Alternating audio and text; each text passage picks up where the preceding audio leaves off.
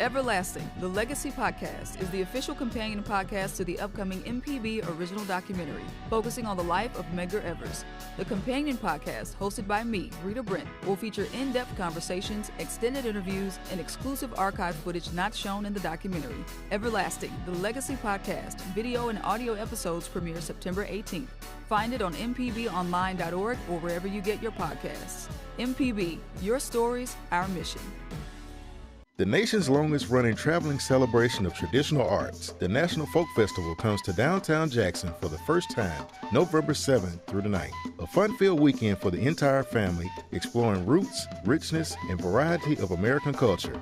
Non-stop music and dance, folk life demonstrations, hands-on children's activities, signature Southern foods, crafts, and more showcasing the best of America, the best of Mississippi, all free. We'll see you in November. More at nationalfolkfestival.com.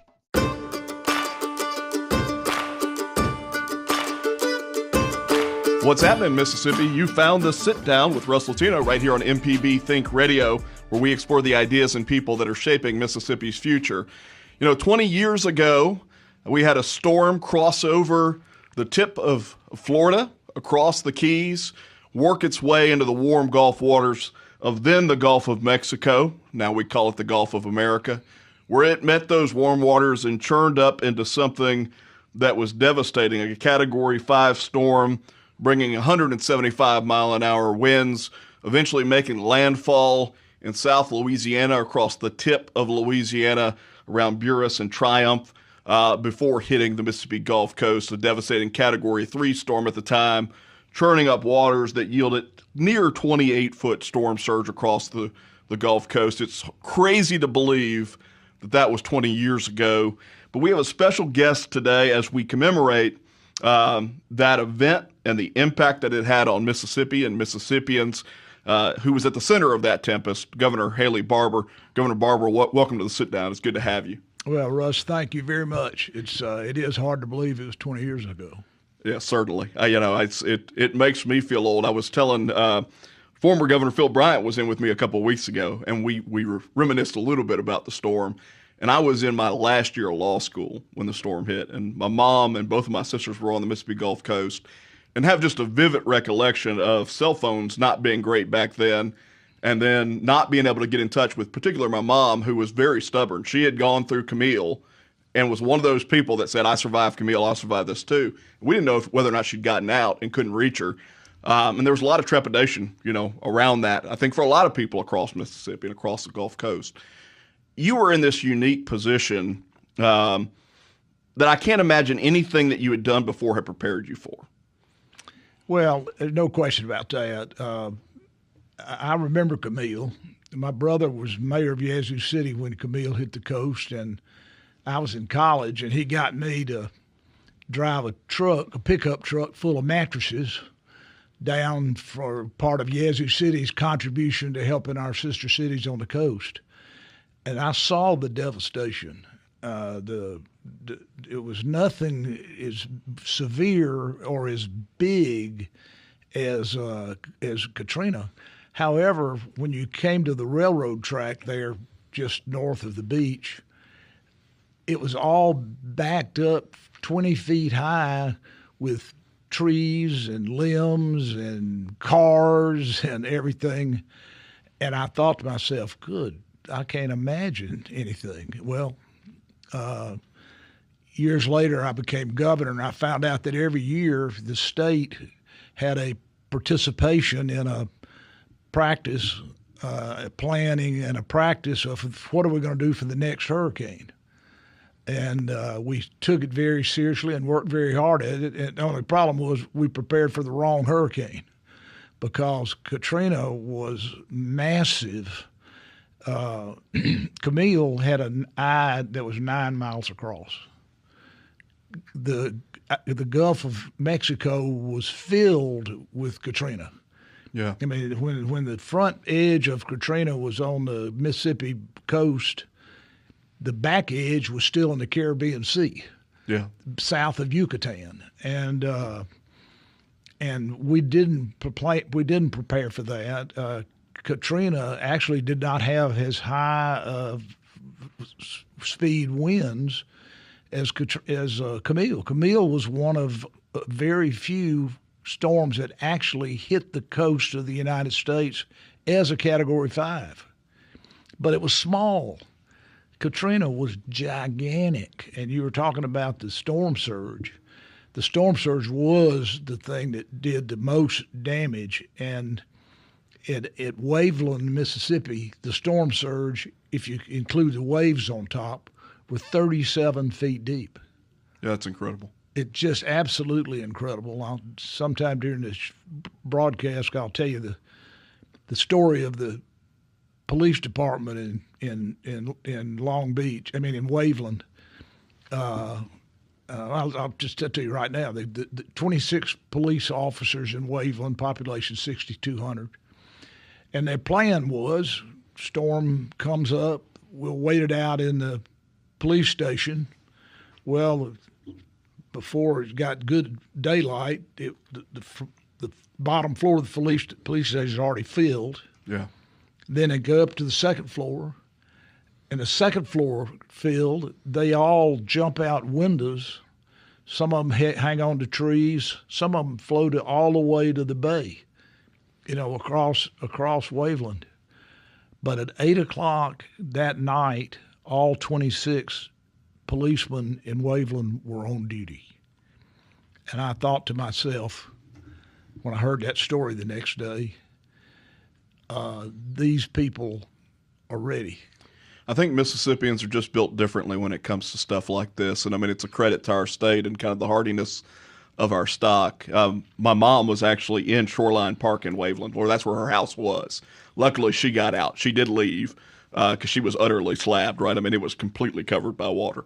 And that whole area was obviously devastated. I mean, I find it interesting because you're right. I've looked at the maps before, and Camille is this tight little powerhouse, right? I mean, it's clearly packed winds that broke the wind vanes back then, when it crossed over Louisiana. They don't actually know how fast Camille was really. And then you compare that to Katrina. Obviously, we know it slowed right as it got to Mississippi. But you're right. I mean, it covered the entirety of the Gulf of Mexico. It's just a completely different beast. 10 feet deep water in Mobile, almost 100 miles away from the eye of the storm. Trent Lott's house in Pascagoula on the beach, or on Beach Boulevard, elevation 19 feet, nothing left. Yeah. I mean, it was just unbelievable. And in fairness, the federal government, the National Hurricane Center, gave us warning the last couple of days. This is going to be worse than Camille. So that brings up a good point. Like you said, that when it first crossed over, I guess it had hit Miami and the Keys. To tip. Did anybody at the point that it crossed into the Gulf have any expectation that it was going to be what it became? Well, Dr. Max Mayfield, who was the head of the Hurricane Center at the time, thought that the storm would increase because of the warmer water. What they didn't know was it would go all the way across, almost get to Mexico, and turn due north. And it turned due north without anything that knocked it down until it got to the mouth of the river, where you were talking about. And it went over the bottom few miles of the river, but enough that started knocking the wind down. And then when it came through the Chandeleurs, again, it settled a little bit, but the storm surge was already pushed out in front of it, and it was gargantuan. I mean, we were told the day before the storm that a buoy out in the Gulf had registered 55 feet, a wave 55 feet tall. Which is unheard of in the Gulf of Mexico or Gulf of America. It's just unheard of. So you said a couple days out, National Weather Service tells you, hey, guys, this is going to be really bad. It's going to be worse than Camille. What's the level of preparation happening in your office and in MEMA at that point? What are you trying to get people to do? The storm came in on Monday morning. About Tuesday or Wednesday, the National Guard, MEMA, the police, also the FEMA, the federal agency, came in, and we established a unified command, so that all the cities and counties would know everything that the state knew. And thank God we did, because I'll tell you, as I said earlier, we had prepared, but we didn't prepare for this storm. But I can tell you that doing the preparation and doing the planning, even though it didn't turn out exactly like what we thought, our guys and gals were way ahead of where they would have been, or where their colleagues or ancestors, whatever you want to call them, in Comeggle were. Storm came in on Monday, as I said, and they would not let us fly because of the winds. It wasn't any bureaucracy, just the Weather Service wasn't going to let anybody fly. So we cut a deal with the Department of Transportation that they'd let us go out first thing Tuesday morning, and flew down. And they had 3 helicopters there for us, the Guard, and we got up and we flew from Gulfport, Biloxi Airport to the Pearl River, on past Waveland. And just the utter obliteration. I often said it looked like the hand of God had just wiped away the beach. It just wiped away the coast, like an atomic weapon had gone off in the sound. It was. We created, Russ, a new verb, slabbed. Yeah. My house got slabbed, meaning there was nothing left but the slab. There were over 20,000 houses that were slabbed. And the biggest thing that bothered me, we turned around and we went all the way to Ingalls, over on the Alabama line, was you could see that the ground was just covered with debris, that everything was sort of light brown. Yeah. And there were piles and piles, and there were piles and piles and piles of different things. And Russ, used to be the head reporter for WLBT. Oh gosh, no, was that? It wouldn't have been Bert. Bert Case. Oh, it was Bert. Okay. So cut that out. Bert Case, we let the reporters have one of the 3 helicopters. Okay. So that they saw what we saw.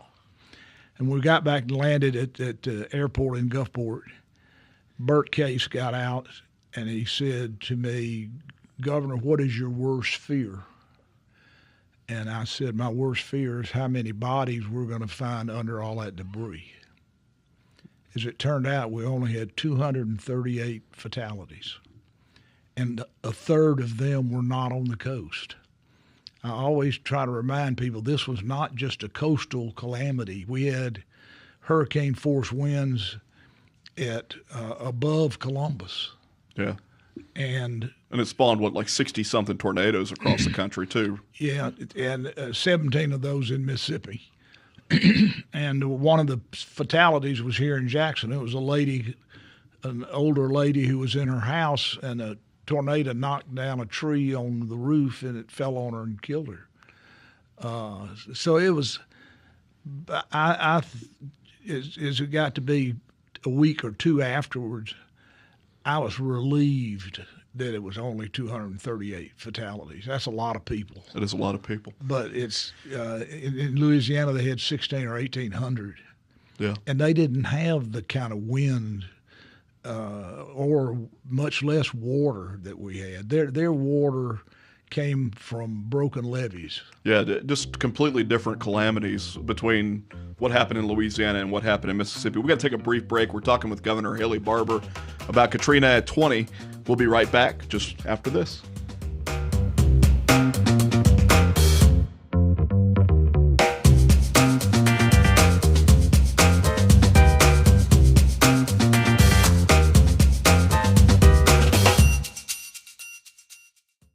When the weather turns severe, when breaking news affects your family, when Mississippi needs answers, MPB is there.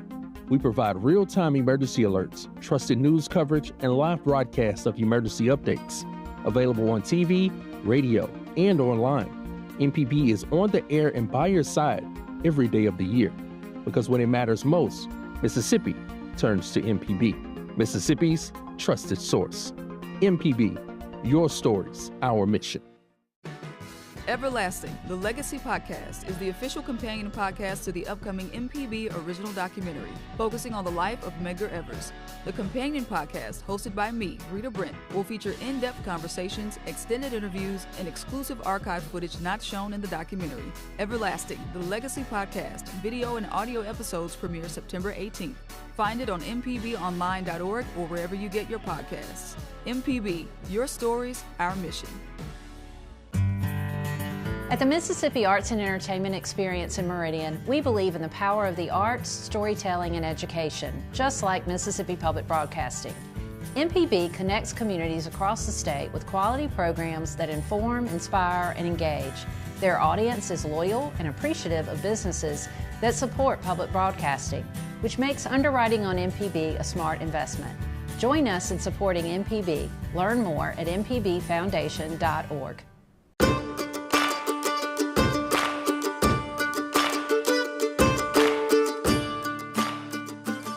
You're listening to The Sit Down with Russ Latino right here on MPB Think Radio. Talking today with former Governor Haley Barbour about Katrina at 20. Obviously, just a couple days away from the 20th anniversary of the storm that changed Mississippi and changed the face of Louisiana in so many ways. And before the break, we were talking about, your first impression of the damage after the storm. And I can tell you, I didn't get to go up in a helicopter. I did see the pictures of it, right? And I grew up on the Mississippi Gulf Coast. In a lot of ways, I still consider that home, even though I've lived in central Mississippi for a good while. And I remember seeing the photographs, and the same word that you just used is what I thought of, which is it looked like a bomb had gone off, because all the things that I was accustomed to seeing as a kid growing up on the coast was gone off of Highway 90, right? And it looked like a kid's pickup sticks situation where you just had, to your point, debris everywhere. And from that high aerial view, it almost didn't look real.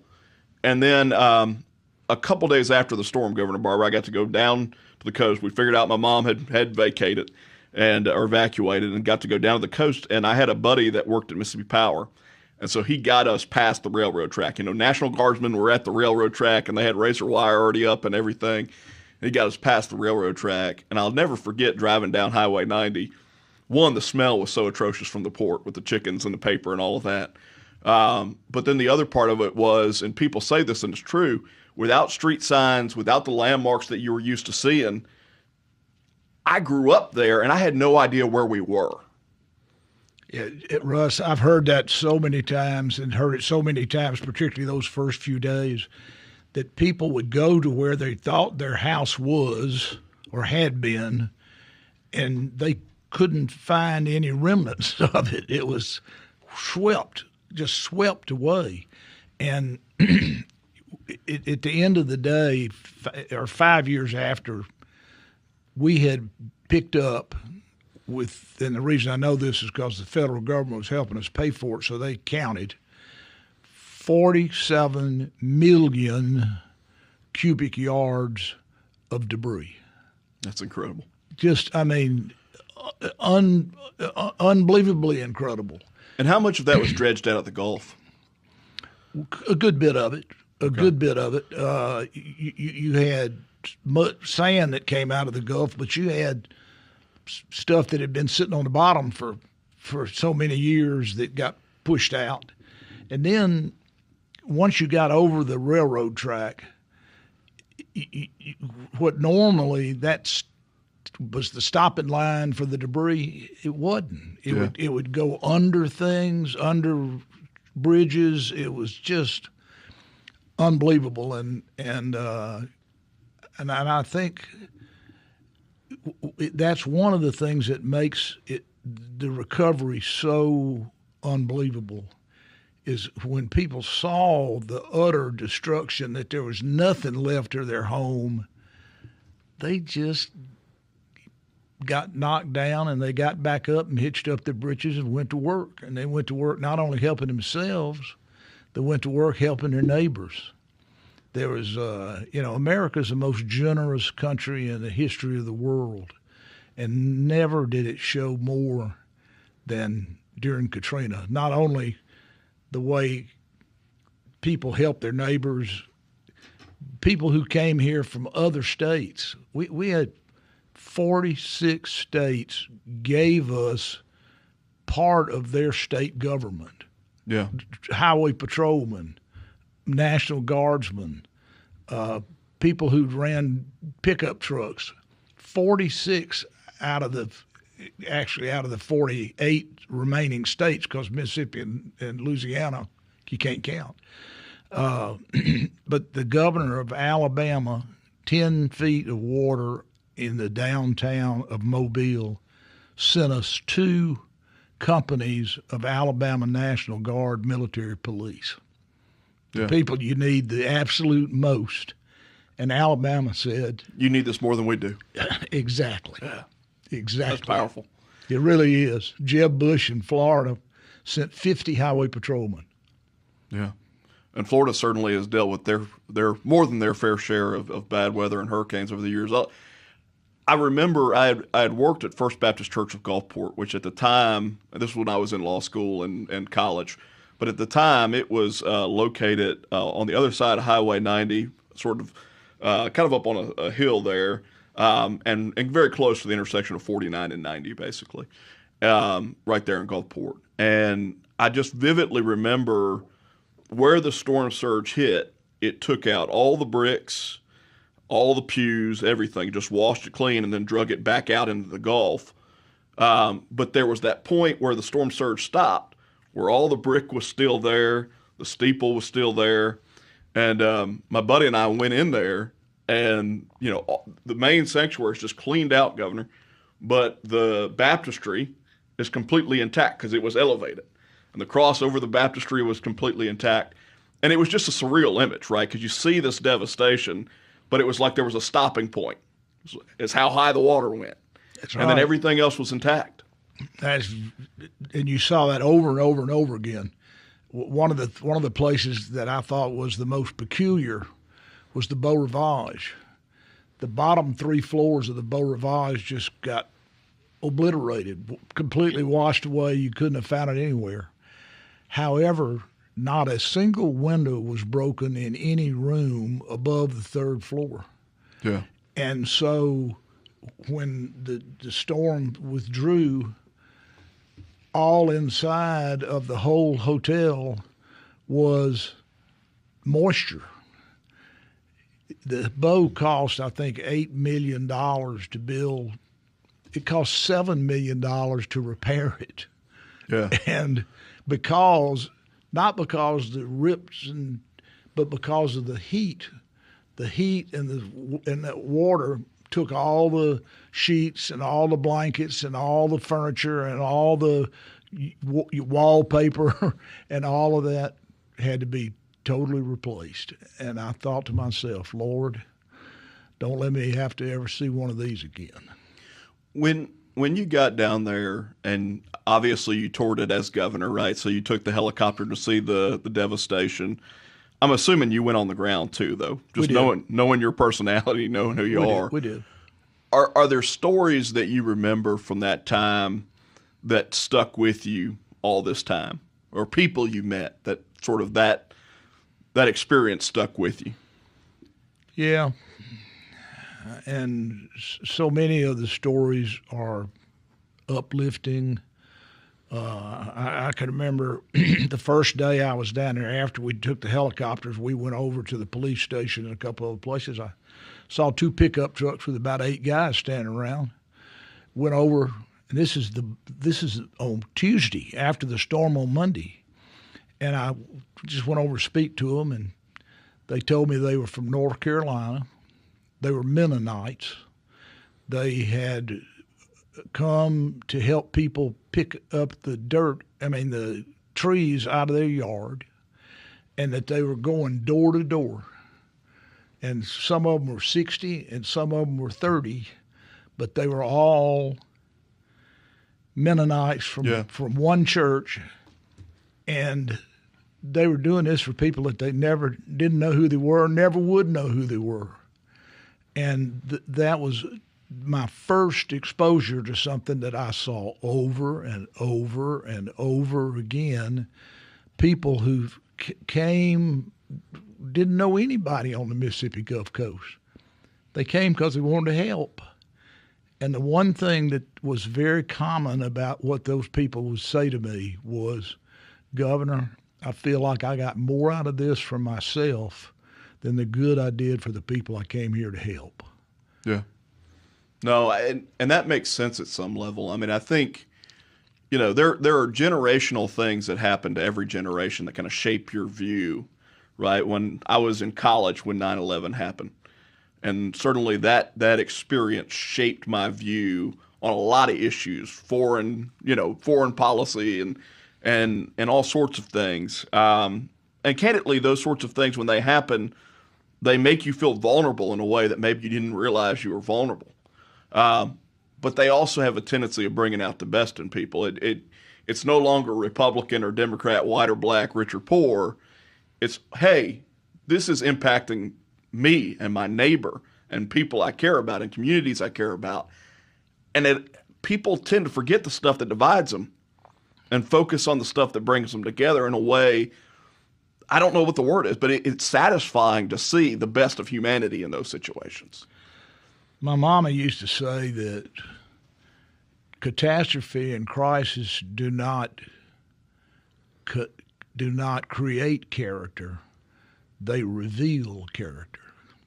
That the character was already there, but something needed to stimulate it, something needed to strike it. And that's what you saw so much of on the coast. How people who just regular people, and they're out there trying to do things and help neighbors. And you asked me about a story. One of the stories I'll never forget. President Bush was down there the first time. It was Friday after the storm, and there was a redheaded boy. That's how we just. He wasn't from around Mississippi. He was down here on the coast, maybe gambling or whatever, and had long red hair. And he told the story about how he was hanging in a tree and he saw a girl floating by. And he reached out and grabbed her and held on to her for apparently hours. And then at some point she let go.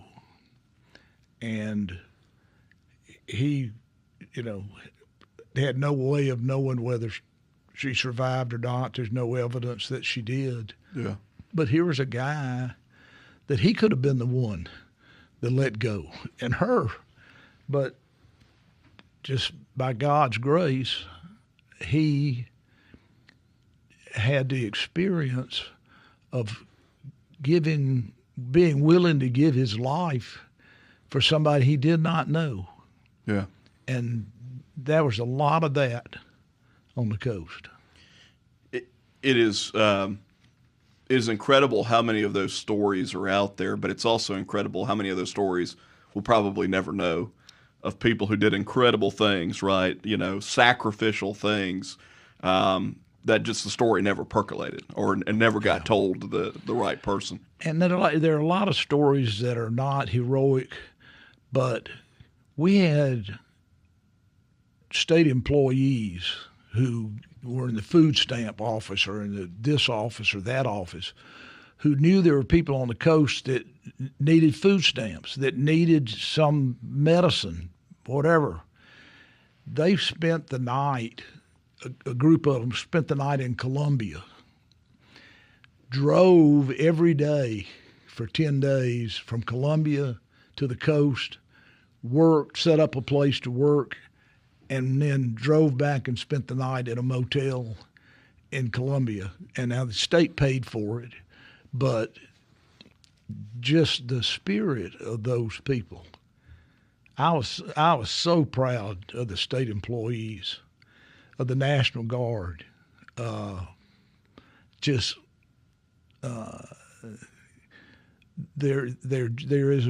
a reason that people think Americans are the most generous people in the world, and the reason is they are. Yeah. We're talking with former Governor Haley Barbour about his experience during Hurricane Katrina, commemorating Katrina at 20 years. Hard to believe. We've got to take a brief break, but we'll be back in just a moment. You're listening to The Sit Down.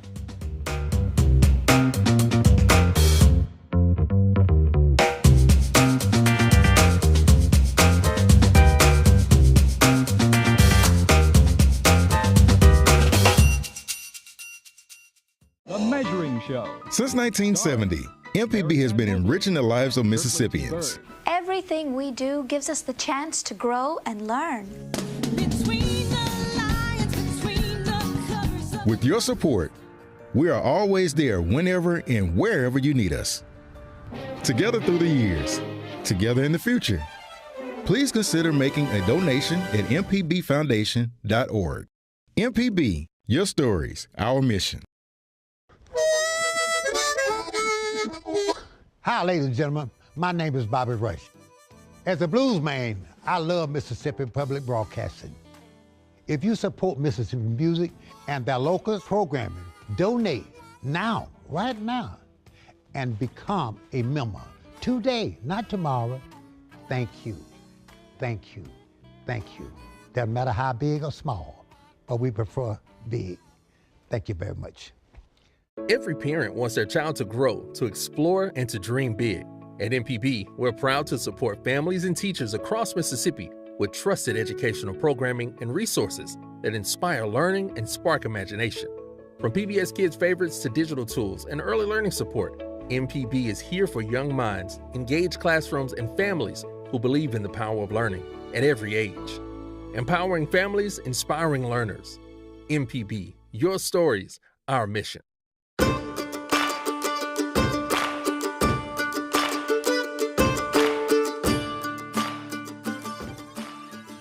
You're listening to Sit Down with Russ Latino right here on MPB Think Radio. We're talking today with former Governor Haley Barbour and really talking about commemorating 20 years after Hurricane Katrina, a storm that very much changed the Mississippi Gulf Coast, large parts of Mississippi outside of the Gulf Coast.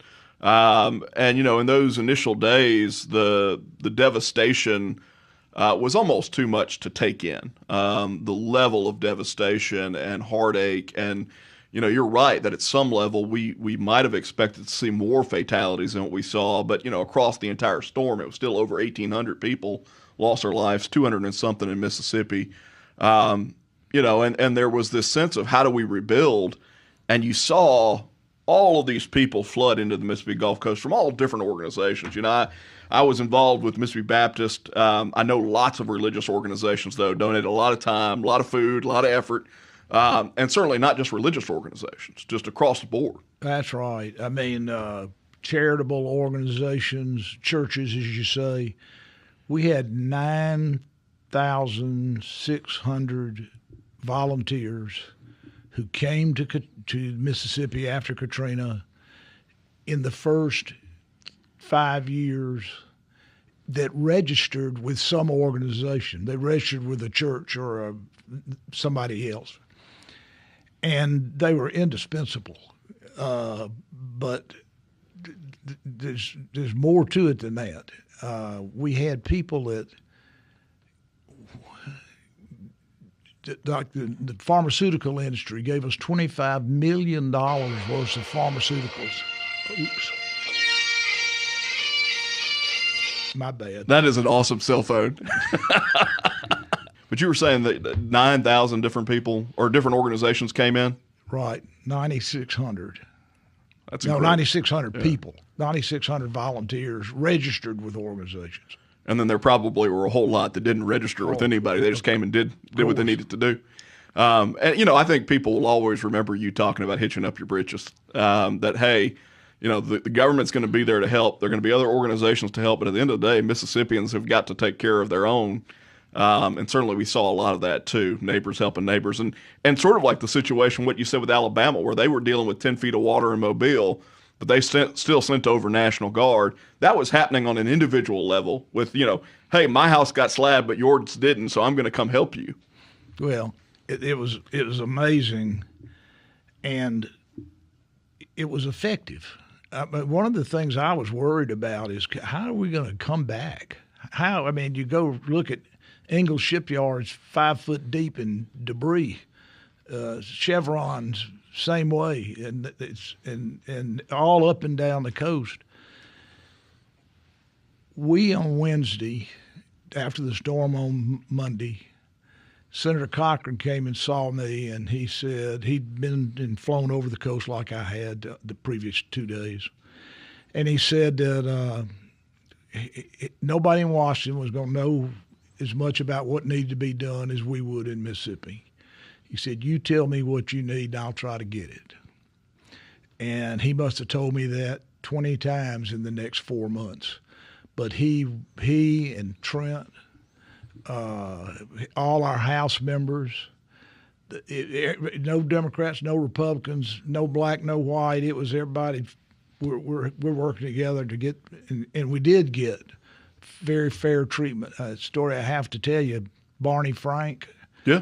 One of the most left-wing liberal Democrat congressmen in the House. He and I had been on a TV show one time, that back and forth. Bill Maher or something? Yeah, something like that. And I went in the Capitol on November the 1st. I'd been at the White House for about 3 hours with President Bush and his staff. And when I walked in the Capitol, I heard somebody say, Haley. I looked up and there's Barney Frank. As I say, most liberal guy in Massachusetts. And which is saying something. Yeah. He said, I hear Mississippi's got a plan of what y'all need and what we need to do for you. And I said, yes, sir, that's right. I've been at the White House sharing it with the president, and I'm on my way to see the speaker. He said, if you'll give me a copy of your plan and allow me to, I'll send it to every Democrat member of the House with a letter from me that says, this is Mississippi's plan, I'm voting for it, and I wish you would too. We did not lose one Democrat House member's vote. Yeah, and you think about that in the context of what happens in D.C. today, that's hard to believe. Yeah, it really was, and I admire him for doing it. It's kind of like one of the big issues was all the casinos flooded. And one of the main reasons is because the law we passed in the early 90s, the casino floor had to float in the Gulf. And so they were blown away and across the street and down the road. And so question came, are we going to allow the casinos to come on shore? Billy McCoy, one of my nemesises, if that's a word, he was against gaming, voted against it, and he called me into his office 3 or 4 days or 2 weeks after the storm, but when we started the legislative special session that I called, and he said, the Senate's not going to allow a package to get voted on before the House votes on a package. And I said, well, Speaker, look, if the coast is going to come back, we have to do things. And there are a lot of things the federal government's putting in front of us that we have to accept. But the biggest thing a lot of people thought was, are we going to allow the casinos to come on shore? Billy was personally against it. He could have kept it from ever coming to a vote. He let it go to a vote. He voted against it, but it passed. Yeah. And I promise you, the coast would not be anything like what it is today if we had not allowed the casinos to come on shore. You saying that triggered a little anecdote, but when I drove down 90 for the first time after Katrina, I mean, one, there were just huge portions of 90 that were washed away. But I have a picture somewhere of a casino barge that had crossed over 90 onto the north side of 90. and underneath it, and it was propped up sort of like at a 45-degree angle so that the one end was up in the air. But underneath it was an aluminum lawn chair. And from the outside perspective, it looked like that aluminum lawn chair was holding up that casino barge. And it was, I've got to find it because it was a great picture. But I just vividly remember thinking, how strong did this thing have to be to move this deal, a good bit down 90 and then all the way across the road to the north side. It makes sense that y'all did that too. I mean, first of all, it was a little bit of a fiction to act like, hey, it's on the Gulf, so this isn't the same thing as it being on land. Made sense that y'all did that. Talk a little bit about the role that George W. Bush played, because I think he became a villain of sorts for some people during Hurricane Katrina. And this is Russ's opinion. I always thought that was a bum rap because my sense was he was trying to do good things. Well, I don't think there's any question he was trying to. FEMA had some failures early on, but I think, and they had to fix them, and we helped them fix them, but there's no question about that. But I think Bush got the biggest criticism because he flew from Texas to Washington over Mississippi and didn't stop. And I think the people that have that idea that he was ignoring Mississippi don't understand. We didn't have a place for him to land. I mean, you couldn't have a president come into a place where there's just utter obliteration, and he came back. He came back 4 days later. Yeah. But but that's part of it. That's part of politics. One of the things that really helped me was I was the second Republican governor since Reconstruction, Kurt Fordyce being the first. And the Democrats had significant majorities in the House and a lesser majority in the Senate. And the House, the Democrats came to me and told me, Governor, somebody's got to be in charge. The logical person's you. Sure. If you will tell us that you'll listen to us, not do what we say, but let us have our say, then we will support you. Billy McCoy used to say with pride, never in the aftermath of Katrina did the House ever try to say how the money ought to be spent. Because we were getting money out of federal programs, and you had to deal with it the right way. But that made things so much easier, not only for me personally, but for all the people in state government. The federal government gave us $25 billion, $25 billion with a B. And Bush, everywhere he could bend over backwards, he did. And he did the same thing for Louisiana, don't get me wrong. But it was very important that we work together and we not do. Part of Louisiana's problem was that the local mayor of New Orleans wanted to be in charge, and I didn't have to deal with anything like that. Second thing that helped me tremendously, it became clear to me after a meeting at the Sun-Herald on Friday after the storm with a bunch of business leaders that we needed a volunteer, smart committee, which became the Barksdale Commission. And it was a committee that focused on recovery, rebuilding, and renewal. Yeah. And they did a fabulous job, Democrats and Republicans. William Winter was on the committee. And I was just very, very proud of the way our people responded, and it worked. I mean, you look at today, it was 17 years ago when the coast population got back to what it had been before the hurricane. Yeah. So it took 3 years. New Orleans is still not back to what it was, and there are areas in New Orleans that are still just gutted. We may have a few places where nothing has been rebuilt, but we don't have anything. We don't have anything like that. I think that's maybe the most impressive thing to me is the level of cohesion that you had, right? So you had neighbors helping neighbors. You had charities come in and obviously doing their role. You had the state legislature doing its role. You had the federal government doing its role. And then you had like these private commissions, right? Business leaders and smart folks who were thinking about how do we play a part in getting the Mississippi Gulf Coast back on its feet.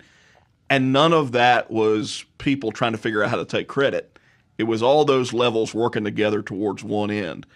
That's a rare thing in politics. It's a rare thing in life to see that level of cohesion. Well, it is. And interestingly, 3 days after the storm, my staff and I, Senator Cochran and Trent, we came up with a very simple starting place. What are the first three things we got to do? We got to get housing rebuilt so people have a place to live. We got to get jobs reestablished so people have a place to work. We have to get schools reopened. And those are our big three. That people are not going to come live somewhere their kids can't go to school and get a decent education. Yeah. Every public school on the Mississippi Gulf Coast was open by November 1st, 2 months. And there were some of those schools that were all going to school in trailers because the building was just gone. And that, to me, that people would accept, okay, here are the three priorities, and I'm not going to try to get my priority added. Right. We're not going to muck this up. We're going, as you used to say, we'll keep the main thing the main thing. That's right. We got to take a brief break. We're talking with Governor Haley Barbour at the 20th year anniversary of Hurricane Katrina. We'll come back for one final segment right after this.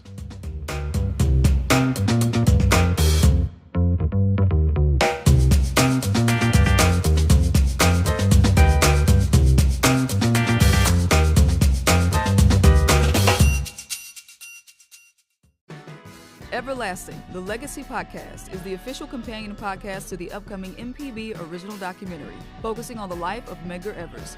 The companion podcast, hosted by me, Rita Brent, will feature in-depth conversations, extended interviews, and exclusive archive footage not shown in the documentary. Everlasting, the Legacy Podcast, video and audio episodes premiere September 18th. Find it on mpbonline.org or wherever you get your podcasts. MPB, your stories, our mission. At the Mississippi Arts and Entertainment Experience in Meridian, we believe in the power of the arts, storytelling, and education, just like Mississippi Public Broadcasting. MPB connects communities across the state with quality programs that inform, inspire, and engage. Their audience is loyal and appreciative of businesses that support public broadcasting, which makes underwriting on MPB a smart investment. Join us in supporting MPB. Learn more at mpbfoundation.org. Hello, I'm Desiree Frazier, host of the award-winning news program, Mississippi Edition. We bring you conversations about the latest news from across the Magnolia State. Whether it's politics, healthcare, or education, you'll hear in-depth discussions on issues that matter to you. So join us each weekday morning at 8:30 on MPB Think Radio, or download the podcast, listen through the app, and online.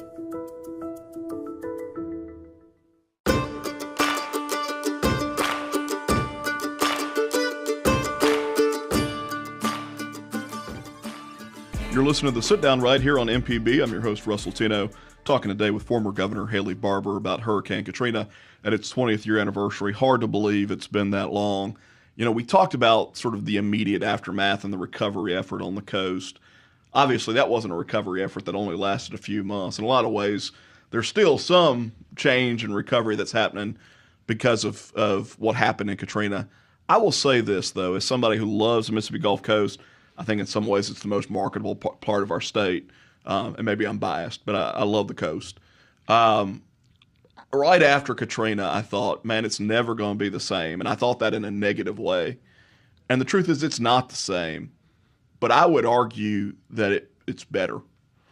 And it's incredible to think about the level of progress that's taken place, something that in those immediate aftermath moments you thought, man, this is devastation.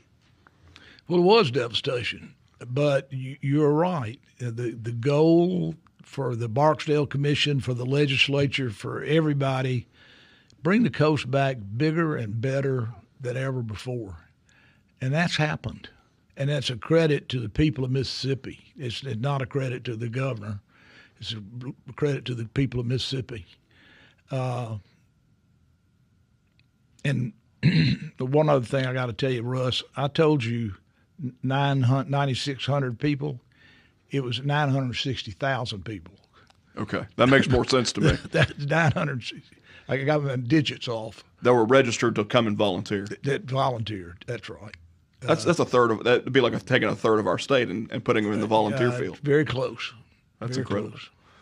Let me ask you this: looking back on it, what were the lessons that you learned? What were the takeaways and the things that you're most proud of 20 years later? It's interesting. 10 years ago, I wrote a book called America's Great Storm, and that's the last chapter. Here are the 10 lessons that I thought were the most important lessons, and they go from prepare, even if you prepare for the wrong storm, preparation is indispensable. Trust your team. Have a good enough team that you feel comfortable, that they feel comfortable telling you that when you're wrong or when something's not working the way we thought it was going to work. Let your friends help you. We talked about Alabama and Florida. The governor of Pennsylvania sent down 1,300 Pennsylvania National Guard because we had 3,000 over in Iraq because of the war. Let people help you. People want to help you. Of course, I've already talked about one of the biggest lessons: Americans are the most generous people in the history of the world, and that is absolutely a lesson you can't help but learn if you have to go through something like this. But and the last thing I'll say is the last thing in the book. My 10th lesson was it really helps to have a great partner. And my wife, Marcia, went to the coast 70 of the first 90 days after the storm. And she thought her job was to go find people who didn't know how to get help and help them get help. And so when the Sun Herald, the newspaper down there, created a new magazine in the wake of Katrina, a few months after Katrina, my picture wasn't on the front page. Marcia's picture was on the front page, and for good reason. She's prettier than you are. Amen to that. But she was down there working. She was down there all the time working. Let me toot your horn a bit, since I know you won't do it. Leadership matters. And you're right that sometimes politicians take too much credit for what other people do. But when I look at Louisiana's circumstances, which were very different, right? I mean, they had standing water for 43 days. Theirs was as much a man-made disaster as it was a natural disaster. Ours was a true natural disaster. And so they had different circumstances. They did not handle it nearly as well as Mississippi handled it. And because of that, the recovery was longer. It cost more. To your point, it displaced more people permanently. New Orleans is, in fact, not a better city than it was pre-Katrina. The Mississippi Gulf Coast is. And you deserve a lot of that credit for having your hand on the pulse. Kind of what Billy McCoy said to you, which is there had to be somebody leading. There had to be somebody on point. And I'm sure there are listeners who didn't agree with all your politics, who didn't agree with all your decisions about Katrina and everything else. But at the end of the day, I think you deserve an awful lot of credit for where Mississippi is and the Mississippi Gulf Coast is in recovery after Katrina. So I give you a little bit of props. I don't want to make you uncomfortable, but I give you some props for the leadership that you showed in those months and years after the storm. Thank you, Russ. It is it's a somber thing to look back on the storm because we did lose 200 plus Mississippians, because there were houses lost and damaged and destroyed and businesses lost and damaged and destroyed. I know in my case, and this is true of a lot of people, every picture that we have from my childhood is gone. And that may seem like an insignificant thing, but it's not. Those are memories. Those are things that mattered maybe more than a house mattered, right? And so for a lot of people, there was this destruction. But after that destruction, there was this incredible moment of humanity and generosity, to your point, that makes me proud to be an American and proud specifically to be a Mississippian. I'll let you have final word. As we hit this 20-year mark, is there any thought on your mind that you'd want to share?